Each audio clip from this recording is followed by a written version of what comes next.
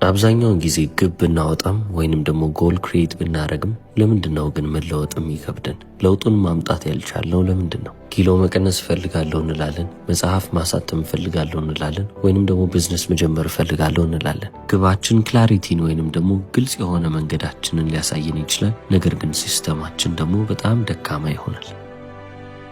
ይህ ለምን ሆነ ካላችሁ ሁለት አይነት መጨረሻዎች ስላሉት ነው። የመጀመሪያው ሰክሰስ ነው፣ ሁለተኛው ፌሊየር። አሁን እንበልና ያሰባችሁትን ያቀዳችሁትን ነገር ካላሳካችሁ ራሳችሁን እንደ ፌሊየር ነው የምትቆጥሩት። በቃ እኔ ምንም ነገር አይሳካልኝም ብላችሁ ታስባላችሁ። ቢሳካላችሁ ግን ለውጡ አለ፣ ነገር ግን ከትንሽ ጊዜ በኋላ የሚጠፋ ነው። ምክንያቱም አንዴ ያ ፕሬሸር ጠፋ። በፊት ይህንን ነገር ለማሳካት ስል እሰራለሁ ብላችሁ ያሰባችሁት ነገር አሁን ያለ ምንም ጫና መስራት ሲኖርባችሁ በቃ ያንን ነገር እየተዋችሁ ትመጣላችሁ። ለውጥ የሚባለው ነገር አይቆየም ወይንም አይበረክትም። ስለዚህ ቀስ በቀስ ሞቲቬሽናችሁ ወይንም ተነሳሽነታችሁ እየወረደ ይመጣል። በተጨማሪም ደግሞ የድሮ ልማዶቻችሁም ቀስ እያሉ መምጣታቸው አይቀርም። ስለዚህ ራሳችሁን መጀመሪያ ባገኛችሁበት ነጥብ ላይ ታገኙታላችሁ ማለት ነው። ያንንም ሳይክል ደግሞ ድጋሚ ትዞሩታላችሁ። ይህ ድግግሞሽ ይሆንባችኋል። አንዴ ግባችሁን አሳክታችሁ ራሳችሁን መልሳችሁ የመጀመሪያው ነጥብ ላይ ስታገኙ ደግሞ እንደ በፊቱ አይደለም የሚሆነው። በጣም ህመም የበዛበት መንገድ ነው የሚሆነው። አሳካለሁ ብዬ ያሰብኩትን ነገር እንዳለ እኮ አሳክቻለሁ፣ ታዲያ ለምንድን ነው ተመልሼ የመጀመሪያው ነጥብ ጋር የተገኘሁት ብላችሁ ራሳችሁን ትጠይቃላችሁ። ችግሩ ከኔ ነው ብላችሁም የማሰብ እድላችሁ በጣም ከፍ ያለ ነው። ነገር ግን ችግሩ ሲጀመርም ከእናንተ ጋር የተያያዘ ነገር የለውም። ለመቀየር ወይንም ለመለወጥ የሞከራችሁት ነገር ጋር ነው ችግሩ። የባህሪ ለውጥን ለመቀየር 3 ነገሮች እንዳሉ ልብ ማለት መቻል አለባችሁ። የመጀመሪያው አውትካም ነው፣ ውጤቶቻችሁ ማለት ነው። ማሳካት የምፈልገው ነገር ይሄ ነው ብላችሁ ያሰባችሁት ነገር፣ ጎሎቻችሁ ወይንም ግቦቻችሁ እዚህ ጋር ነው የሚቀመጡት። ሁለተኛው ሌየር ፕሮሰስ ይባላል ወይንም ደግሞ ሂደት ይባላል። በየቀኑ የምትከተሏቸው ሲስተሞችና በየቀኑ የምትተገብሯቸው ልማዶች ናቸው። አቅጣጫ ወይንም ደግሞ ዳይሬክሽን የሚባለውን ነገር የምናገኘው እዚህ ጋር ነው።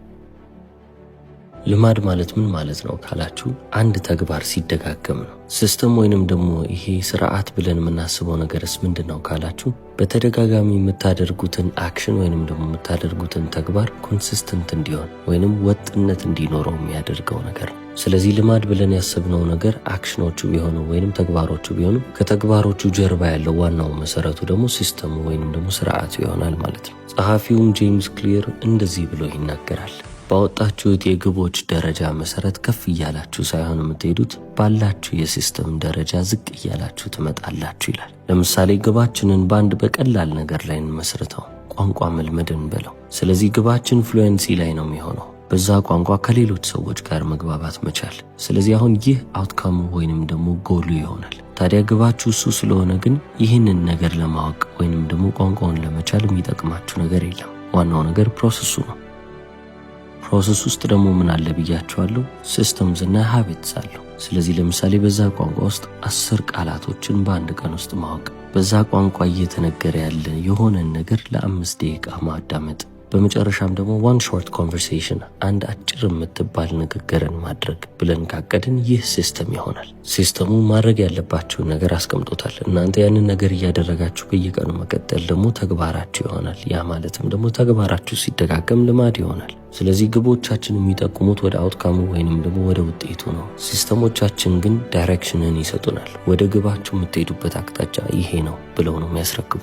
ለዚህ ነው በህይወታችሁ ውስጥ ለውጥን ማምጣት ከፈለጋችሁ ጎሎቻችሁን ወይንም ደግሞ ግቦቻችሁን መንካት ሳይጠበቅባችሁ ሲስተሞቻችሁን መለወጥ ያለባችሁ። አሁን ታዲያ በዚህ በባህሪ ለውጥ ውስጥ የመጀመሪያው ሌየር አውትካም ነው፣ ሁለተኛው ሌየር ደግሞ ፕሮሰስ ነው ብለናል። ሶስተኛው ምንድን ነው ካላችሁ አይደንቲቲ ነው። ጥሩ የሚባሉ ሲስተሞችና ልማዶችን ቢኖሯችሁ ማንነታችሁ ላይ ካልሰራችሁ ለውጦቻችሁን እንዳለ እያጠፋችሁ ወይንም ደግሞ እየዘነጋችሁ ትመጣላችሁ።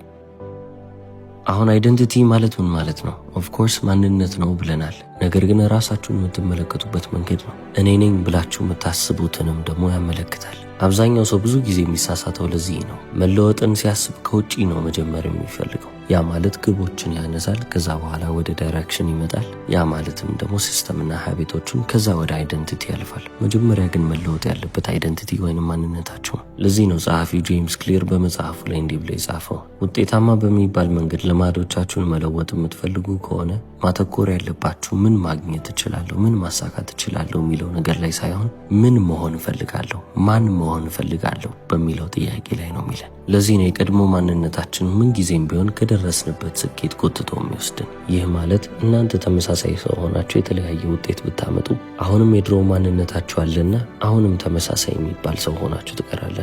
ለዚህ ነው ስኬታችሁ ማይጣፍጣችሁ። ስለዚህ አሁን ለውጥን ከውጪ ሳይሆን ከውስጥ ነው ማምጣት ያለባችሁ። በሳምንት ውስጥ አንድ መጽሐፍ ማንበብ እፈልጋለሁ ካላችሁ ግብ ላይ ፎከስ አረጋችሁ፣ ውጫዊ ነገር ላይ ነው። ነገር ግን አያም ሪደር የምትሉ ከሆነ እኔ አንባቢ ነኝ የምትሉ ከሆነ ግን አይደንቲቲያችሁን ነው እየተናገራችሁ ያላችሁት።